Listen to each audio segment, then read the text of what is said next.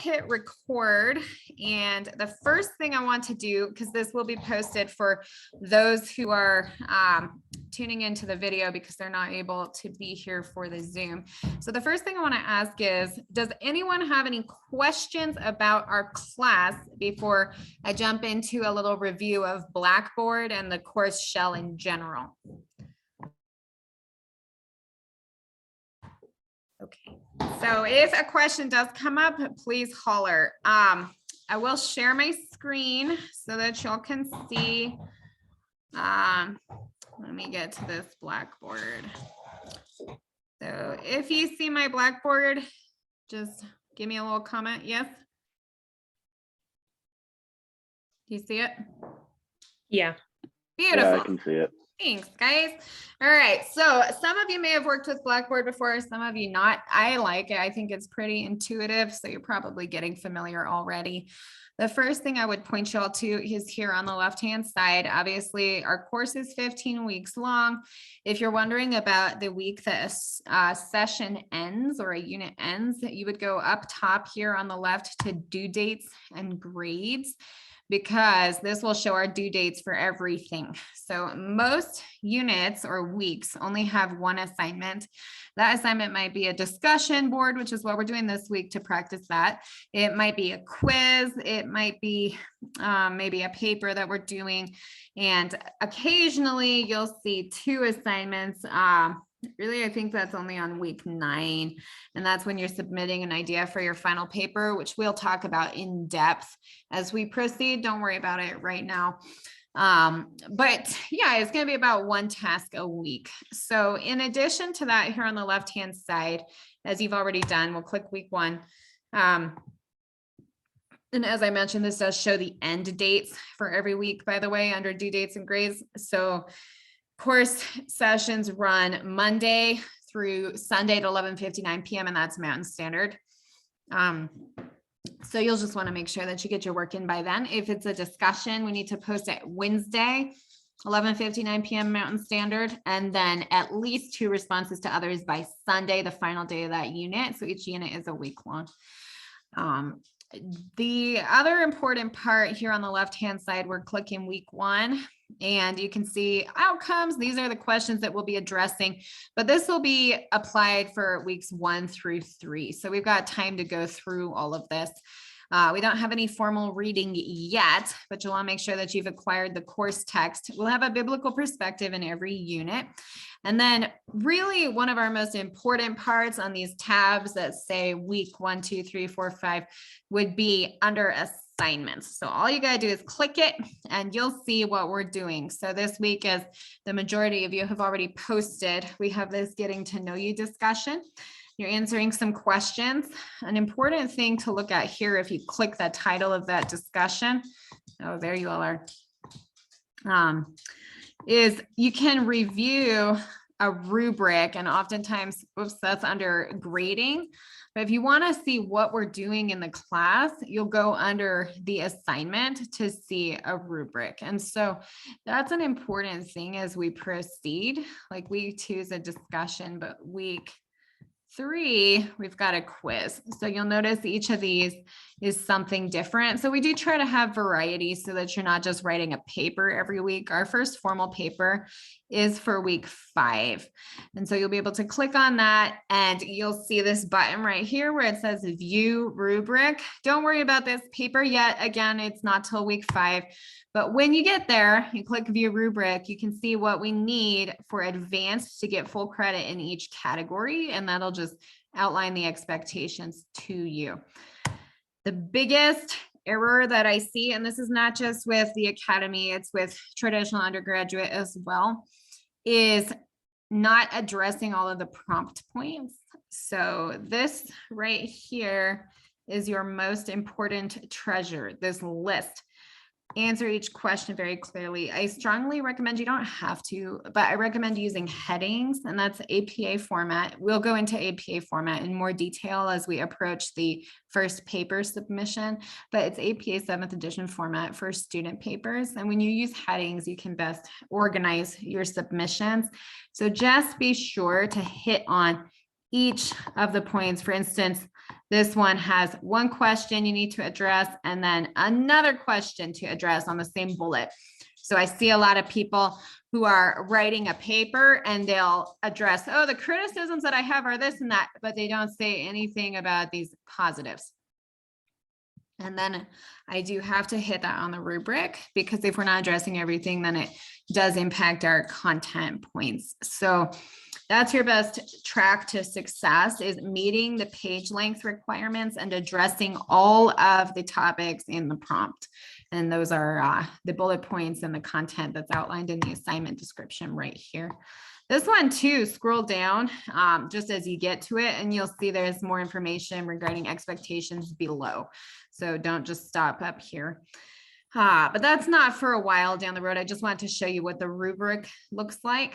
So another very beautiful and important part of this course shell is this tab that says dashboard on the left.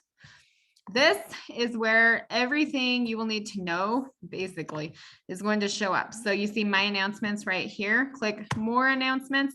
You will receive announcements via email. You probably have all had your inboxes blown up by me already because I sent so many, but this content is important. So you scroll all the way down to the bottom. Welcome. Some more information on this week, which this was sent a while ago because you're now in session 1. This, with these multicolored little talk bubbles, is an incredibly important announcement. So you can find it course dashboard announcements. Make sure that you know this one, because discussions are a really good way to build up your grade. And I think I see a chat actually. Oh, I see. Oh, thanks, Rain. I just saw that. Discussions are a beautiful way to build up your grade because they are worth a hefty amount of points. And quizzes can be hard. I will give you suggestions on what to study for quizzes before they come out. But for instance, let's say you're somebody who's not that much of a test taker or a quiz taker, then you'll really want to invest in the discussions, because those can help you to make up any lost points that you have. They're honestly pretty straightforward, because all you need to do is post once by Wednesday at 11:59 p.m. Mountain Standard, and post at least twice by Sunday at 11:59 p.m.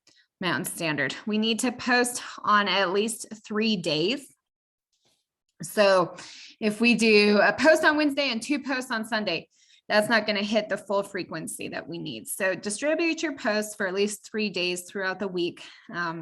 Make sure to get that initial post response in before Wednesday at 11:59 p.m. Mountain Standard. And then you'll do at least 2 responses to others.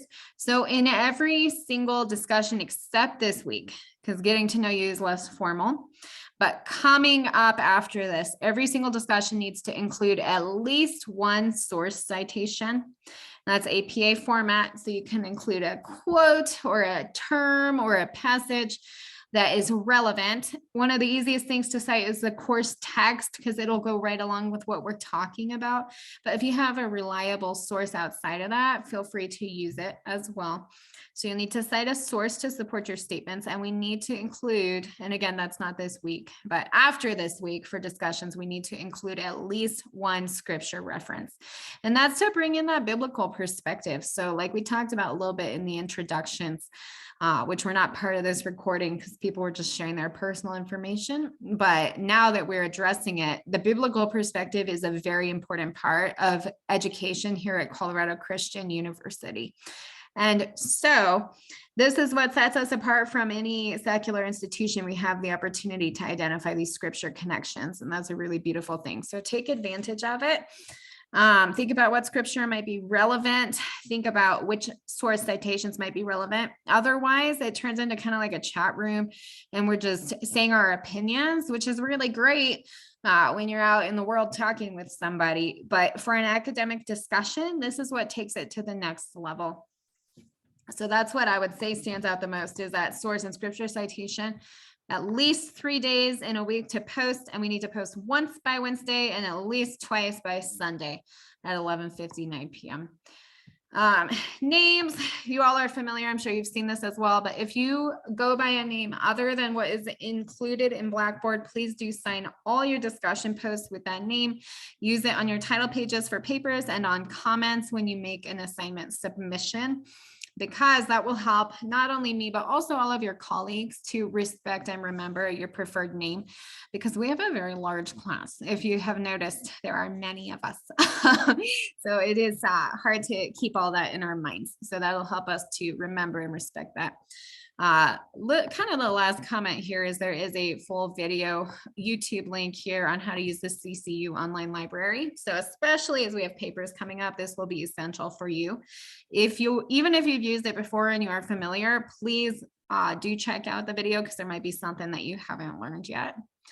And that's my intro video, and that's the gist of it. So you'll see video class sessions provided here. Each week will either be a class like what we're doing right now, or an office hour, which is optional drop-in. So it alternates. So for instance, we won't do a synchronous class like this until not a week from now, but 2 weeks from now. And I will send out times and dates. They will vary because some people can't attend. If I said, for instance, it's always going to be Friday at 3 o'clock, some people can't do that at all. So we will shift it around to different nights of the week or afternoons, just to make sure that we give people more of a chance depending on their schedules. Office hours are totally a choice. You can come by if you need to ask about something, or if you want to discuss a course topic, but otherwise you don't need to. So that's just a Zoom link. And that is kind of the main idea of our Blackboard shell. So before we wrap up for tonight, does anybody have anything to say? I'm going to stop sharing my screen. Say or share anything you need from me, or are we feeling pretty good? What are the expectations for our responses to other people's discussion posts? Really good question. Thanks for asking. So we need to have a really substantial response. Sometimes people will do a response that's like a sentence and says, yeah, cool. And that's not going to get the full credit. Yes, I agree with you. Have a great week. So it needs to be, I would say, at least a paragraph. So, traditional paragraph, 5 sentences. It's better to have like 8 or 10 sentences, if not more. If you'd like to include some scripture in a response to others, or a text or source citation, that's wonderful. We just need to get those somewhere in the discussion, whether that's the initial response or the responses to your peers. But really, there's not an exact number on it, but it needs to be a paragraph or more, because we need this to be insightful. A really good way to keep the conversation going is by asking questions of others, because otherwise we just can't say, yeah, okay, yeah, totally. And it's not as rich of a discussion. So read what somebody said. And if it sparks a question for you and you want to hear more about what they think or what they would do in a given situation, that's a really good opportunity for you to ask that. Thank you. Of course. Yes. What else? You guys feeling okay? Well, I'm thrilled to have you all. Like I said, traditionally these will run about half an hour because we'll have a lot of content that we talk through, but this week it's just a little get to know you in a Blackboard overview. So with that, unless anybody has a comment, we will conclude and just be in touch via the discussion board, okay? All right, well, it's wonderful to meet all of you. Please email me if you need anything. It's avick@ga.ccu.edu, okay? All right. Thank you. Take care. Have a really good evening, you guys. All right, thank you. Bye.